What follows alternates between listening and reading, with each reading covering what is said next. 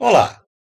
Muito pouco se sabe no Brasil a respeito dos povos indígenas que habitam o território brasileiro.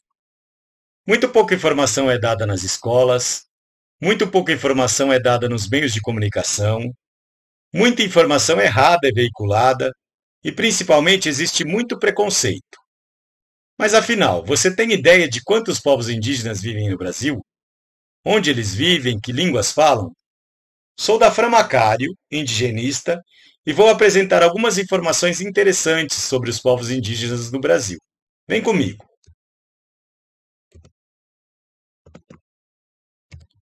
Atualmente vivem no Brasil entre 200 e 300 povos indígenas.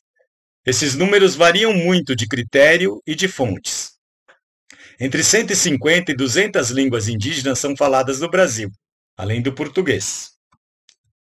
Antes das invasões europeias, estima-se que mais de 10 milhões de seres humanos viviam aqui nesse território, que chamamos de Brasil atualmente.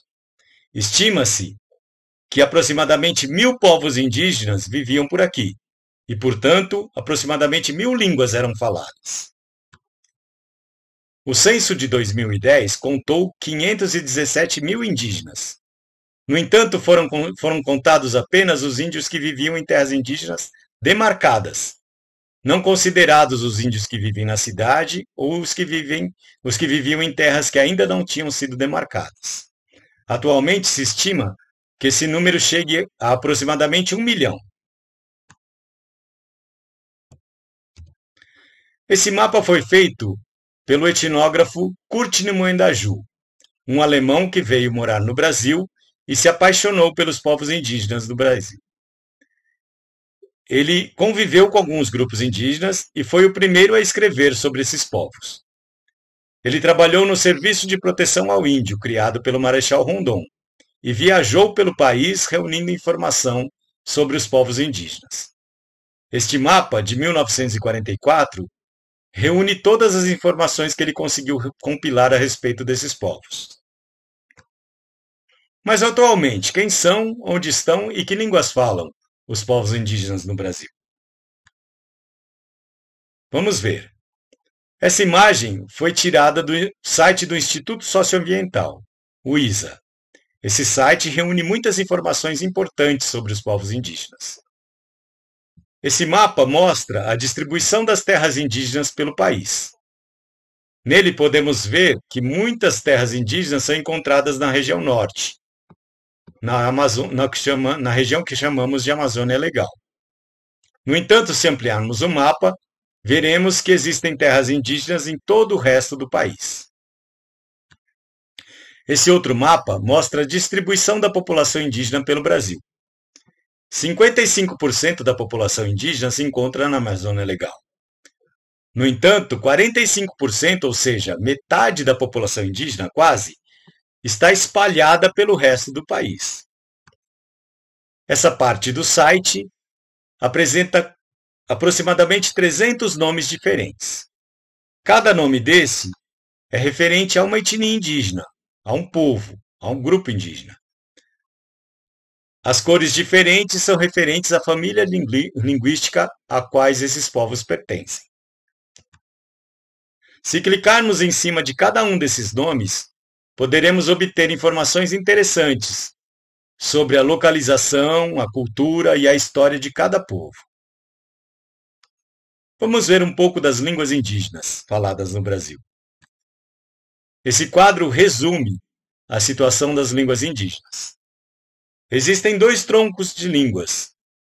O tronco tupi, que reúne 10 famílias de línguas, entre elas a família Tupi-Guarani, que é uma família muito numerosa, que apresenta muitas línguas indígenas. O tronco Macro-G, que reúne 9 famílias de línguas, entre elas a família G, que também é muito numerosa. A família Caribe, que reúne muitas línguas indígenas, entre elas a língua Macuxi, a Aimiri-Atuari, a língua Waiwai, etc., de vários grupos que habitam o norte do país. A família Aruac, outra família extensa, reúne as línguas Pareci, Terena, Enauê, etc. Existem, além dessas famílias grandes, outras famílias menores, como por exemplo a família Yanomami, que reúne 6 línguas indígenas diferentes. Além da família Yanomami, temos a família Tucano, a família Pano, Amura, Nambiquara, Guaicuru, Catuquina, etc. Existem também línguas isoladas. Um exemplo interessante é o da língua ticuna. A língua falada por um grupo indígena numeroso, bastante populoso, mas que, porém, não é aparentado de nenhum outro povo indígena. E, portanto, a língua ticuna não está associada a nenhuma família ou tronco linguístico. Esse mapa foi tirado do livro A Temática Indígena na Escola, da década de 1990. Esse mapa reúne todos os povos indígenas que eram conhecidos no momento. Mas atualmente, vamos ver. O Brasil é o país mais rico em diversidade sociocultural, ou seja, é o país que mais povos diferentes ele possui. É o país que apresenta também a maior quantidade de línguas faladas dentro do seu território. Vamos ver um pouco alguns exemplos significativos. Vamos começar pelo sul e fazer uma viagem pelo Brasil, indo do sul para o norte do país. Na região sul e sudeste do Brasil, vive o povo Guarani, um povo da família linguística Tupi-Guarani. Um povo muito interessante, pois há 500 anos está em contato com os não indígenas e, apesar disso, mantém a sua língua e a sua cultura, ou seja, o seu modo de ser e de viver. Os Guarani estão espalhados por muitas terras indígenas. Existem terras Guarani no Rio Grande do Sul, em Santa Catarina, no Paraná, no estado de São Paulo, no litoral do Rio de Janeiro e no litoral do Espírito Santo. No sul do Brasil, encontramos também o povo Caingangue, um povo descendente dos grupos da família G antigos. Os Caingangue são associados ao pinhão, aos pinheirais, pois eles são responsáveis pelo plantio de muitos pinheiros, araucária. Na região sul do Mato Grosso do Sul, encontramos os Kaiowá, ou Guarani Kaiowá, um grupo indígena muito numeroso, que, no entanto, atravessa uma situação muito difícil.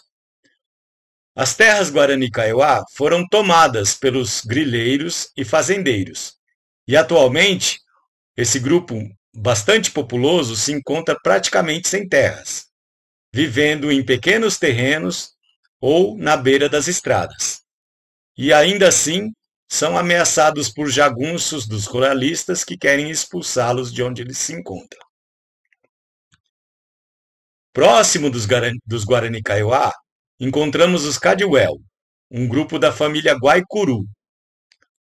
Os Kadiwel são os atuais Guaicuru. Os Guaicuru são conhecidos historicamente por terem participado da Guerra do Paraguai, pelo lado brasileiro, contra os Guarani, que estavam pelo lado paraguaio. Os Guaicuru se notabilizaram pelo uso de cavalos, que eles conseguiram domesticar a partir de cavalos que fugiram dos espanhóis e se tornaram exímios cavaleiros. Por terem participado da Guerra do Paraguai, os Guaicuru receberam a demarcação de sua terra indígena logo depois da guerra. Atualmente, os Kadiwel ainda são, além de serem cavaleiros, ainda se notabilizam pela sua pintura corporal e pela sua cerâmica sofisticada. No litoral sul da Bahia, encontramos os Pataxó, um grupo da família linguística Machacali, do tronco Macro-G. Os Pataxó são índios muito aguerridos, que lutam para defender a demarcação de suas terras e o seu território. Eles têm a característica de viajar muito pelo Brasil e participar de vários eventos que acontecem, divulgando a sua questão territorial e a luta pelos seus direitos. No leste do Mato Grosso, vivem os Chavante, um grupo da família G, do tronco linguístico macro-G, que se chama de Auelptabi. Os Chavante não se chamam de Chavante na sua língua. Os Chavante são conhecidos por serem bastante políticos e terem uma participação proeminente na política. Por exemplo, o cacique Marujuruna foi o primeiro indígena a ser eleito deputado federal no Brasil. A oeste do Mato Grosso vivem muitos povos indígenas, entre eles os Enauê-Nenauê, um povo da família Aruac. Os Enauê-Nenauê é um povo muito interessante. Eles habitam apenas uma aldeia no centro de sua terra indígena e se caracterizam por terem uma relação íntima com seus espíritos. Durante boa parte do ano, os homens saem para a floresta, fazem barragens nos rios e capturam muitos peixes. Enquanto isso, as mulheres preparam um grande ritual nas suas aldeias. Na sua aldeia. Quando os homens retornam, eles fazem, todos os Enauê se reúnem e fazem um grande banquete para os seus espíritos. Essa história é mostrada num filme que se chama Ianquã, o Banquete dos Espíritos. No sul do Pernambuco vivem os Funiô, um povo da família Iaté, também do tronco linguístico macro-G. Os Funiô se destacam pela luta pelo seu território e pela demarcação de suas terras. Eles apresentam muitos cantos e danças e são muito aguerridos na sua luta. Perto dos Funiô vivem os Pancararu, no sertão do Pernambuco. Os Pancararu perderam a sua língua materna. No entanto, mantêm muito de suas tradições e muitos rituais pelos quais são conhecidos. Também se destacam pela luta pela terra e pelos seus direitos constitucionais. No norte do Mato Grosso, encontramos o Parque Indígena do Xingu, uma das primeiras terras demarcadas pela República Brasileira, reúne diversos povos indígenas diferentes. No Parque Indígena do Xingu vivem 19 etnias diferentes, entre elas grupos do tronco Tupi, do tronco macro-G, da família Caribe e da família Aruac. No entanto, por conviverem muito próximos, os índios que vivem no Xingu acabaram com características culturais semelhantes. Muitos fazem a festa do Quarupi, um ritual em homenagem aos mortos ilustres, e participam de jogos e lutas, como por exemplo a luta do Uca-Uca, praticada por vários grupos que vivem no Parque Indígena do Xingu. Ao norte do Parque Indígena do Xingu, encontramos os Mbengocré, conhecidos como Kayapó. São grupos da família G, do tronco linguístico macro-G, que não se chamam de Kayapó, porque Kayapó é uma palavra que foi dada para eles pelos seus inimigos. Os Mbengocré se chamam de Mectutiri, Gorotiri, Xicrim, entre outros nomes de subgrupos.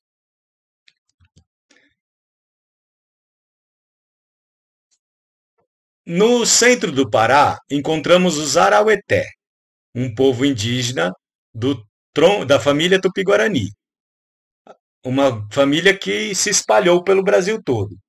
Os Araueté ficaram no seu local de origem e mantêm muito da cultura, da sua língua e das suas tradições. Essa linda foto mostra a felicidade de um povo que vive na plenitude de sua cultura. Na região oeste do Amapá, encontramos os Wayampi, outro povo da família Tupi-Guarani. Foi o primeiro povo que eu conheci, com o qual eu trabalhei durante 7 anos. Depois de conhecer os Wayampi e conviver com eles trabalhando, fui estudar etnologia indígena. E acabei vendo que quando eu estudei a descrição dos povos Tupi da costa, dos Tupinambá, eu vi que os Wayampi mantêm muito da sua cultura e das tradições que eram as mesmas dos Tupi da costa, que apresentavam em 1500. Essa imagem linda mostra o Zoé, um povo também da família Tupi-Guarani que vive na bacia do Cuminapanema, no norte do Pará. Essa foto foi tirada pelo fotógrafo Sebastião Salgado e mostra um momento da vida do Zoé, um grupo indígena que se manteve isolado da floresta durante muito tempo e que ainda vive praticamente em isolamento. No nordeste de Roraima, encontramos os Macuxi, um povo bastante numeroso da família linguística Caribe. Os Macuxi são um povo guerreiro, que lutou pela defesa do território de Roraima como sendo um território pertencente ao Brasil, lutando contra os ingleses e guianeses. Porém, após muita luta, os Macuxi ainda tiveram que lutar durante 30 anos para terem a sua terra indígena reconhecida. No oeste de Roraima e nordeste do Amazonas vivem os povos Yanomami, na maior terra indígena demarcada no Brasil. Os Yanomami são um povo da floresta, que mantém a sua cultura e seu modo de viver tradicional. No entanto, os Yanomami estão passando por uma situação bastante difícil, pois sua terra indígena está sendo invadida por garimpeiros que há muito tempo a invadem. Atualmente, se estima que mais de 20 mil garimpeiros estejam invadindo a terra Yanomami, jogando mercúrio nos rios que são utilizados para beber, levando muitas doenças e muito problema para os Yanomami, que estão se mobilizando e pedindo ajuda do governo brasileiro e do exército para a expulsão dos invasores de suas terras. Ao sul dos Yanomami, no norte do Amazonas, vivem os Waimiri-Troari, outro povo indígena da família Caribe. Os Waimiri-Troari têm uma história interessante. Suas terras foram cortadas por uma rodovia, a rodovia que liga a capital de Roraima, que é Boa Vista, a capital do Amazonas, que é Manaus. Além disso, parte de suas terras foram inundadas pela represa de Balbina, com a intenção de fornecer energia para a cidade de Manaus. Os Waimiri-Troari lutaram pela manutenção de seu território, chegando a entrar em conflito com o exército brasileiro. Porém, eles foram apoiados por um programa da Eletronorte, que criou um programa de gestão ambiental, de educação e de saúde, com o qual os Waimiri-Troari conseguiram manter o seu território, demarcar a sua terra e lutar pela manutenção da sua cultura. É um povo bastante guerreiro e conhecido como um povo de sucesso. No oeste do Amazonas existe o Parque Indígena do Javari, a segunda maior terra indígena demarcada no Brasil. Lá vivem muitos grupos indígenas isolados, entre eles os Matis, um grupo indígena da família linguística Pano, parente dos Corubo, dos Marubo, ou seja, de outros povos que habitam a mesma região. No centro-oeste do Acre vivem os Runicuim, conhecidos como Kaxinawá, parentes de vários outros povos indígenas que habitam a região, da família linguística Pano. Esses indígenas são conhecidos pela característica de viajarem pelo Brasil, divulgando a sua luta pela defesa de seus direitos e pela defesa de seu território. Na bacia do Juruá, também no estado do Acre, vivem os Axaninca. Esse povo indígena se diz parente dos incas que viviam no altiplano e que desceram para a floresta. Eles viviam no Brasil, mas foram expulsos pelos madeireiros e fazendeiros que queriam que queriam criar gado nas suas terras. Após abandonarem suas terras, os Achaninka foram viver na Bolívia e no Peru. Porém, com o passar do tempo, suas terras no Brasil foram abandonadas e, por outro lado, as terras que eles estavam habitando na Bolívia e no Peru foram invadidas por madeireiros da Bolívia e do Peru. E eles tiveram que voltar para suas terras no Brasil. Com o tempo, os Achaninka se especializaram na recuperação da floresta, criando sistemas agroflorestais e aprendendo a criar animais silvestres para repovoar a floresta. Com o passar do tempo, os Achaninka criaram um centro de educação na cidade mais próxima de sua terra indígena e passaram a ensinar os não indígenas a como recuperar a floresta e como criar animais selvagens.